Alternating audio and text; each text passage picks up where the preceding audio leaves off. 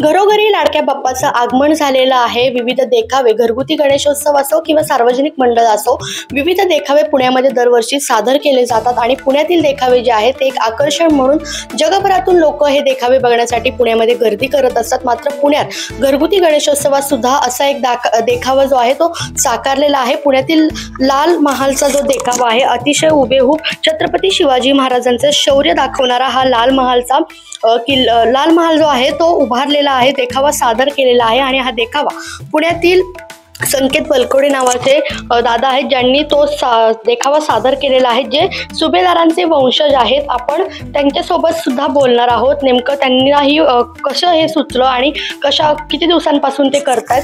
दादा, अतिशय हुबेहूब देखावा तुम्ही या ठिकाणी साकारलेला आहे, किती दिवसांपासून याचं काम केलं आणि नेमकी काय याच वर्षी लाल महालच साकारावा असं का वाटतं?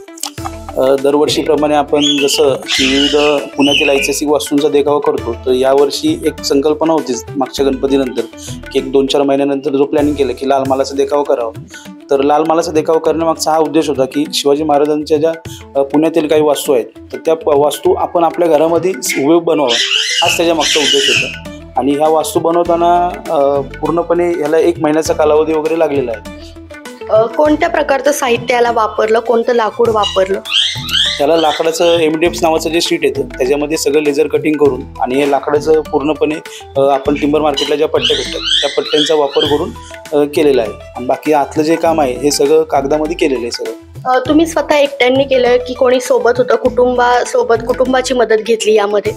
नाही, याच्यामध्ये कसं होतं, कुटुंबाचं एक योगदान म्हणण्यापेक्षा की सगळ्यांचा हातभार या गोष्टीला लागतच असतो। म्हणजे नकळत असं म्हणता येणार नाही की एकट्यानेच केलं, की घरात महिनाभर काम चालतं तर थोडंफार कोण ना कोणतरी मदतीला असतंच।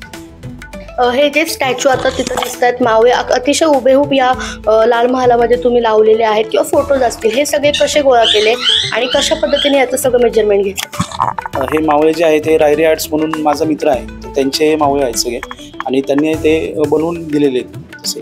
आणि ते आपण बरोबर त्या लाल महालाच्या कन्सेप्टप्रमाणे म्हणजे ऑलरेडी त्यांच्याकडे केलेलेच होते, पण त्या कन्सेप्टला ते मॅच झाले थोडक्यात तसं म्हणाले। दरवर्षी तुम्ही विविध देखावे सादर करता, पाहायला गेलं तर ऐतिहासिकच असतात बऱ्यापैकी।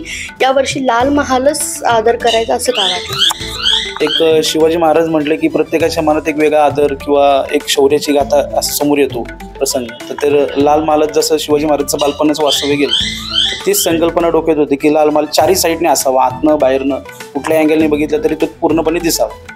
आता 2 दिवस झालेच, 2 ते 3 दिवस झाले बाप्पाचं आगमन म्हणून। नागरिकांना माहिती झालंय का इथे तुम्ही सादर केला आणि गर्दी होतीये का नागरिकांची बघण्यासाठी? घराच्या आजूबाजूचे सर्व नागरिक फोन करून येत आहेत, म्हणजे अक्षरशः सकाळी 10 वाजल्यापासून म्हणा रात्री 12 वाजेपर्यंत 2 वाजेपर्यंत काही मित्र वगैरे पण येतात बघायला।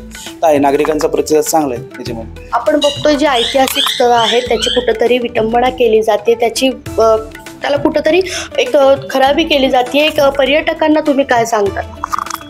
पर्यटकांना सांगण्यापेक्षा मी तर असे म्हणेल की प्रत्येकाने प्रत्येकाच्या ऐतिहासिक वास्तूंच्या ज्या भावना आहेत त्या तुम्ही तुमच्या जपल्या पाहिजेत वैयक्तिक। म्हणजे कुणाला आपण सजेस्ट करण्यापेक्षा त्यांनी स्वतःहून त्या जपल्या पाहिजेत, एवढंच सांगेन मी। बाप्पाला यंदाच्या वर्षी काय साकडं घातलंय? बाप्पाला यंदाच्या वर्षी हेच साकडं घालेल की दरवर्षी बाप्पाच्या चरणी असे वेगवेगळे पुण्यातील ऐतिहासिक वास्तूंचे देखावे सादर करावे, हीच ताकद मिळावी बस। नक्कीच आपण बघतो या दादांनी जो आहे तो लाल महाल अतिशय हुबेहूब साकारलेला आहे आणि अनेक जण हा देखावा बघण्यासाठी या ठिकाणी गर्दी जी आहे ते करताना आपल्याला पाहायला मिळत आहे। प्रियंका परदेशी, लोकशिवाय मराठी, पुणे।